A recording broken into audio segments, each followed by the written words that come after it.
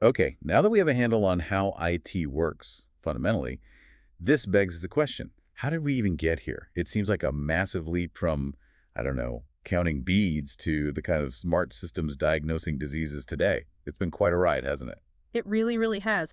The evolution of IT is just this incredible story of relentless innovation, wave after wave of breakthroughs. You can trace the lineage way back. Early mechanical devices, yeah, like the abacus for counting. Yeah. Then more complex things like Pascal's calculator or Babbage's analytical engine that was amazing, hinting at programmability using punch cards way back in the 1800s. Wow, punch cards that early.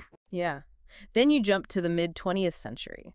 Electromechanical beasts like the Harvard Mark I, then the real behemoths, vacuum tube computers, ENIACs, UNIVAC, huge machines, vital for things like wartime code breaking and early business tasks. But those were room size, right? Yeah, And probably broke down all the time. What was the big game changer that shrunk things down? no doubt about it. The transistor. Invented in the late 40s, but really taking off in the late 50s and 60s, these tiny switches replaced bulky vacuum tubes. Yeah. So smaller, faster, more reliable. Exactly. Suddenly, computers like the IBM 1401 became feasible, still big by our standards, but a huge leap.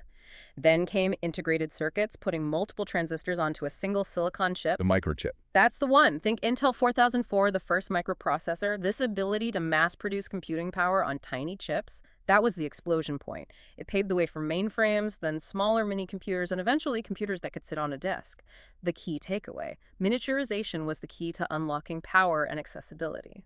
And that shrinking process eventually led to computers in homes, not just labs or big companies. Precisely. That's the personal computing revolution of the 70s and 80s. Machines like the Altair 8800, the Apple II, the IBM PC, suddenly individuals could own computing power. And making them easier to use, too, not just code. Right.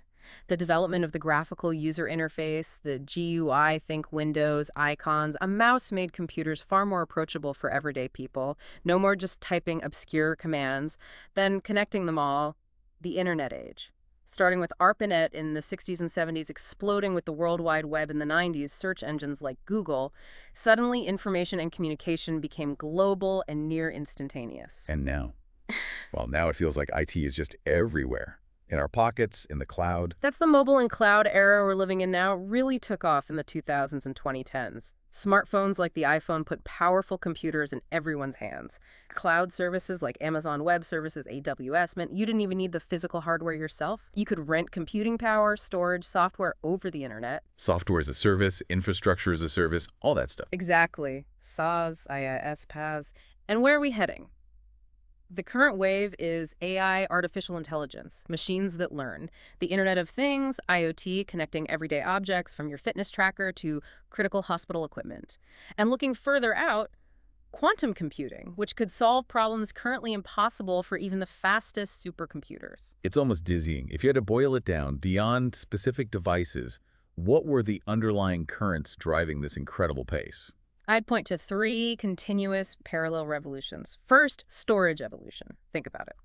From fragile punch cards holding tiny bits of data to magnetic tapes, then hard drives getting exponentially bigger and faster than solid-state drives, and now the seemingly limitless capacity of the cloud. Access to vast data is fundamental. Okay, storage. What else? Second, the software revolution. Moving from programming directly in machine code, which was incredibly tedious, to high-level languages like Python or Java that let developers build complex applications much faster. And the rise of open-source software, where communities collaborate to build and improve software, has been a massive accelerator. Right, makes sense. And the third? Networking. The ability to connect computers from early slow links like telegraph lines, the foundational internet protocols, TCP/IP, fiber optic cables carrying massive bandwidth, wireless tech like Wi-Fi, and now 5G cellular networks. Connectivity is what turns isolated computers into a global information system. Storage, software, networking. Those three pillars supporting this whole technological explosion, Yeah. it really drives home that idea from the module IT as the central nervous system of modern society. It's not just a tool, it's kind of the infrastructure. It absolutely is. Its impact is everywhere, economically. Okay. Think automation robots in factories like Tesla's, e-commerce, Amazon, Alibaba, global marketplaces built entirely on IT, fintech disrupting banking with mobile payments, blockchain robo-advisors, even the gig economy Uber, DoorDash wouldn't exist without sophisticated IT platforms. But for you, heading into nursing or med tech, the social and cultural impact is probably the most profound, especially in healthcare. Yeah, let's focus there. How has IT really changed medicine? Dramatically, we've got telemedicine, remote consultations. Think how vital that became recently. We have increasingly sophisticated AI diagnostics algorithms helping radiologists spot tumors on scans, or IBM Watson suggesting treatment options based on vast medical literature. So AI is already assisting doctors. It is in many ways. And then the absolute cornerstone, electronic health records, EHRs. These digital systems are replacing paper charts, holding a patient's entire medical history, lab results, medications, allergies, everything in one place. Those EHR systems will be a huge part of our daily work, I imagine. Absolutely integral. They change how you access information, how you document care, how you communicate with other providers. They're designed to improve efficiency, reduce errors, and provide a more complete picture of the patient. The core idea is IT making healthcare potentially safer, more efficient, and definitely more data-driven. It's hard to imagine modern healthcare without it. And beyond healthcare, IT shapes everything. Education with online courses, communication via social media, entertainment, even government services. Exactly. E-government portals, smart city initiatives using sensors to manage traffic or energy, IT systems used in disaster response. It's woven into the fabric of society. But, and this feels like a really important but, this incredible power must come with downsides, right? Challenges, ethical questions, especially when you're dealing with sensitive health data. The module mentioned the digital divide. That's not just about some people not having Netflix, is it? How does being offline affect actual health? That's a critical question for anyone working in or served by these systems. The digital divide is stark. The UN estimated 2.6 billion people were offline in 2023. Wow, that many. Yeah. And that translates directly to unequal access. No access to telehealth appointments, inability to look up health information online, maybe missing out on digital public health alerts or vaccination signups. It absolutely creates and widens health inequities. So access is a huge issue. What else? Privacy and security are paramount, especially for you in healthcare. Patient data is incredibly sensitive. We have regulations like HIPAA in the US or GDPR in Europe trying to protect it, but the threats are constant. Like ransomware attacks on hospitals. Exactly. Those can literally shut down operations, put lives at risk. Ensuring data confidentiality, integrity, and availability isn't just a technical task. It's a core ethical responsibility for anyone handling health information. Then there's the challenge of misinformation. False or misleading health info spreads like wildfire online, undermining public health efforts. Think about vaccine hesitancy fueled by social media. Yeah, that's a huge problem. And we can't forget sustainability. All these devices, all these massive data centers running 24/7, they consume enormous amounts of energy and generate electronic waste. Finding greener ways to run our IT infrastructure is a growing concern.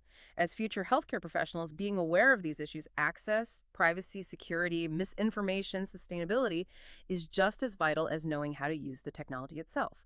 You need to be critical consumers and potentially advocates for responsible IT. Okay, that's a lot to think about. Let's try to wrap this up. We've gone from the basics, what IT is, how data flows through that DPC cycle, to the incredible history, and now these really significant impacts and ethical challenges, especially for healthcare. And hopefully this deep dive helps you connect the dots from your STS 101 modules to the real world. Remember, the goal isn't just memorizing terms like data versus information or batch versus real-time processing or knowing what EHRs or AI are. It's about understanding why they matter. Knowledge is most valuable when you see how to apply it, right? Yeah. Seeing IT not as some separate techie thing, but as woven into the very fabric of how you'll care for patients. Right. So thinking about that application, what's the final takeaway for a first-year nursing or med tech student listening to this? What should they really be mulling over? Okay, here's a thought. We've seen IT evolve at this breakneck pace, from clunky calculators to AI that's starting to reason. That pace isn't slowing down. The tools you learn to use today in your training, they might look very different in 5 or 10 years. So the question is, how can understanding these fundamentals, like the simple logic of the data processing cycle, or the critical importance of data privacy, or being aware that AI systems can sometimes have biases built into them, how can that foundational knowledge help you? How can it help you critically evaluate the next wave of technology that comes into your hospital or lab? How might it even empower you to suggest ways to make these systems better, safer, more fair, more focused on actual patient care? So it's not just about using the tools, but understanding them enough to shape their future use responsibly. Exactly. The future of healthcare is digital. Your informed perspective, grounded in both your clinical knowledge and an understanding of the IT driving it, is going to be incredibly valuable. Powerful stuff to think about as you continue with STS 101 and head into your careers. Thanks for joining us on this deep dive.